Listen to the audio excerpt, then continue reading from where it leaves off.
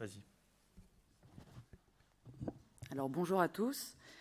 Donc aujourd'hui, je vais vous présenter notre étude avec le Dr Saad sur l'apport des cartes épithéliales en OCT antérion dans la discrimination entre les kératocones précoces et les yeux normaux. Donc ce qu'on sait, c'est l'importance du dépistage des kératocones infracliniques afin d'éviter une ectasie iatrogène post-lasique. On sait également qu'il existe plusieurs logiciels de détection intégrés dans les topographes. Et celui qui va nous intéresser aujourd'hui, c'est le SCORE, qui est un algorithme intégré dans l'antérion et dont une valeur supérieure à 0 prédit un risque d'ectasie pour la cornée. On sait également qu'il existe un remodelage épithélial dans l'histoire naturelle du kératocone et que ces données épithéliales sont absentes du SCORE actuel, car le module n'existait pas au moment de la conception de l'algorithme. Donc l'objectif a été d'évaluer la capacité discriminante des données épithéliales et stromales du nouveau module associé au SCORE pour discriminer entre les yeux normaux, les kératocones et les kératocones frustres.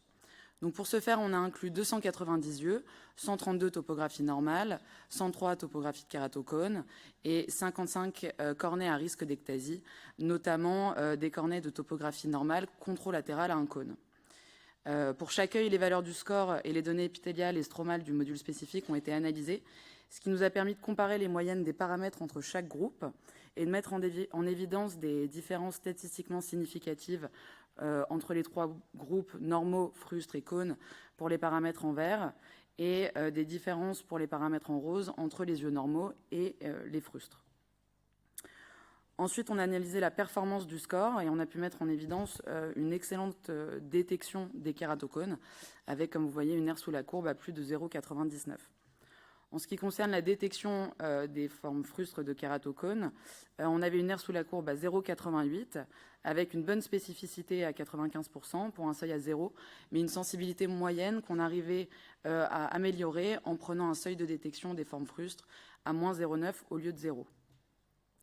Enfin, on a créé une nouvelle fonction discriminante en associant à la valeur du SCORE des paramètres épithéliaux et stromaux d'intérêt, en tout cas ceux qu'on avait trouvés comme étant les plus discriminants. Et on obtient, comme vous voyez ici, un test un peu plus performant avec une R sous la courbe à 0,92 sur la courbe en vert. Donc au final, combiner des variables des cartes épithéliales aux données topographiques et pachymétriques du SCORE de l'antérion améliore la détection des kératocones précoces. Il conviendra de confirmer ces résultats sur une plus grande cohorte et probablement d'ajuster le seuil de détection pour les formes frustres de kératocones. Merci pour votre attention. Bravo, merci beaucoup.